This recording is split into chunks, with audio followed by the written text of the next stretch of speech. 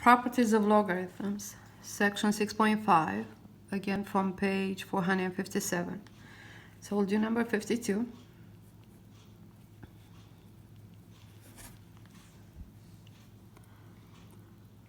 We just have to write this expression as a sum and or difference of logarithms and express powers as factors. So we have this log, the common log. When we don't see any number here, it means the base is 10. And then we have bracket. So then we have x cubed times the square root of x plus 1 over the quantity of x minus 2 all squared. So it looks like here we'll have to, and they also say that the domain is x greater than 2. So it looks like we'll have to apply the all properties of logarithms, the one for the product inside and the one for the quotient and also the power rule. So I would first separate by fraction. So I'm going to apply this property that says that log of m over n is actually equal to log of m minus log of n. So first I'm going to separate here. I'm going to write this as a difference of two logarithms. Log of the numerator, which is x cubed times the square root of x plus 1, minus the log of the denominator, which is the quantity of x minus 2 squared. Now, here in the first logarithm, we can see that we have a product.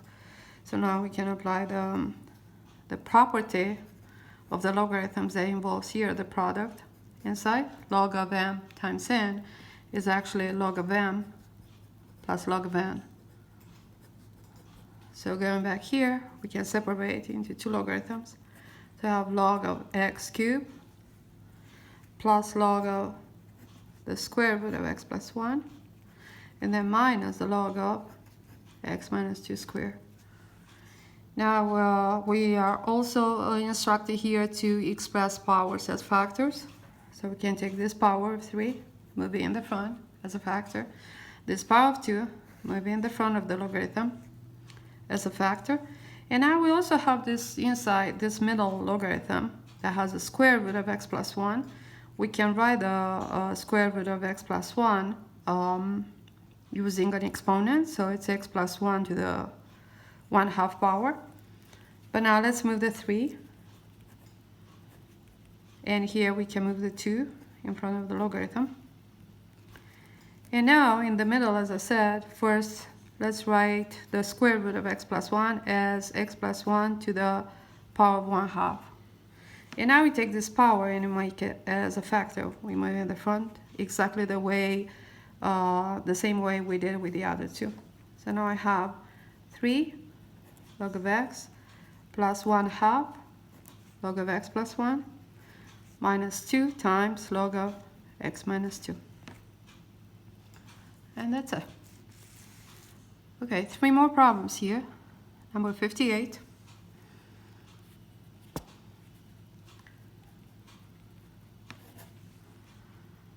So for the next group of problems, 57 through 70, it says write each expression as a single logarithm.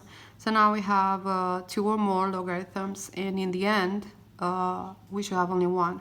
Our answer should have just only one single logarithm. So for number 58, we have 2 times log base 3 of u minus log base 3 of v. So we can see here that we have a difference of 2 logarithms, and it's nice that we have the same base for both, but we cannot apply the property that we have up here at the top. We cannot apply it yet because of this 2 in the front. So what we're gonna do, we'll move this 2, we'll make it, convert it from a factor into an exponent. So this 2 goes here as an exponent. So now we'll have log base 3 of u squared minus log base 3 of v. And now according to the property of logarithms, that's the logarithm of the ratio of these two quantities, u squared over v. And that's it. Our answer has only one single logarithm. 2 more. Number 61. So I have log base 4 of x squared minus 1 minus 5 times log base 4 of x plus 1. So we want to write the answer as a single log. So first we can take this 5. We should take this 5 and move it here as an exponent. The logarithms have the same base. Both of them are in base 4. So in order to be able to apply the property of logarithms, we need to get rid of this 5. We should have just a log of m minus a log of n. So that becomes log base 4 of x squared minus 1 minus log base 4 of x plus 1 to the 5th power. Okay.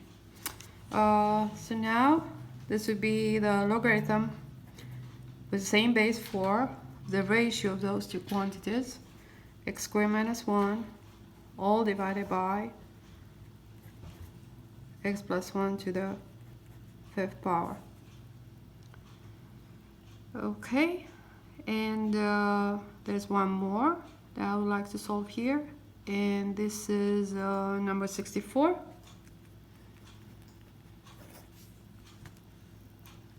Okay. So for number 64, we have log of x squared plus 2x minus 3 all over x squared minus 4 minus log of another fraction here, x squared plus 7x plus 6 divided by x plus 2. So since the two logarithms have the same base 10, they're the common logarithms, we can apply the property of logarithms for the difference of two logarithms. So that would be the log of, and now these two quantities have to be divided by each other. So I'm going to put them here inside the x squared plus 2x minus 3 over x squared minus 4 divided by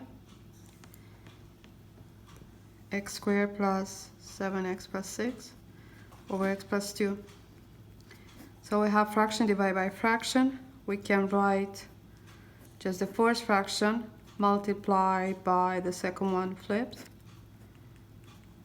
So multiply by x plus 2 over x squared plus 7x plus 6. And now if we look carefully here at these expressions here, for example x plus 2 and x squared minus 4, we can see that they have a common factor, which is x plus 2. So this one would cancel with this one, and here at the bottom we'll have an x minus 2 left. Here 1. Now we're going to look at these two quadratic expressions, and we'll look to see how can we factor them, and eventually maybe we can simplify some more our answer. So I'm going to take here at the top x squared plus 2x minus 3, and I can see I can put an x and an x, and then I have a negative 3, so I need a positive and a negative, and I need a product of two numbers. I need two numbers whose product is negative 3 and whose sum would be positive 2. So that should be positive 3 here and negative 1 here. Over, now at the bottom I have an x minus 2 left.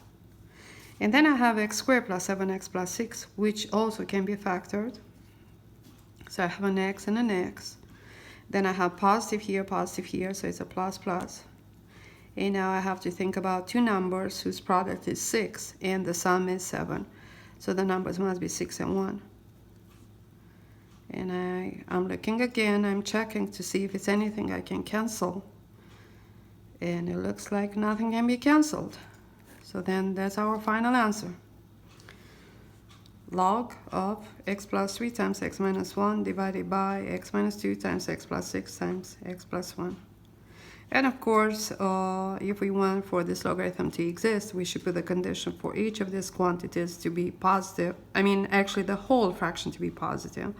The whole fraction to be positive, and then we can find the intervals that will make the whole fraction positive. So actually, let's check it. Let's see what would be the domain here. So I'm going to put a real number line Gonna make a longer one because I have lots of zeros here. So I have to put a 1, -3, 2, -6, -1. So -6, -3, -1, 1 and 2. Now I know that my fraction here would not exist at 2, so I'm going to put a bar here. A 2 would not exist at -6 and would not exist at -1, but it would be 0 here, a 1, and it would be 0 and -3. So now we're going to find the signs. So we can start with this interval here, and then we know they're gonna alternate since the roots are single roots. So for 2 to infinity, we can pick any number we want, let's say 5. If we put 5 into the first parenthesis, that's positive, this is positive, this is positive, positive, positive. So here we have a positive for sure. Then the next one will be negative, then positive, then negative, then positive, then negative. So our domain for this interesting logarithm would be this interval, -6 to -3, united with -1 to 1, and then united with 2 to infinity. Okay? Not that they were asking for the domain, they were not asking for that, but I thought it would be interesting to do this as well. Okay, we'll stop here.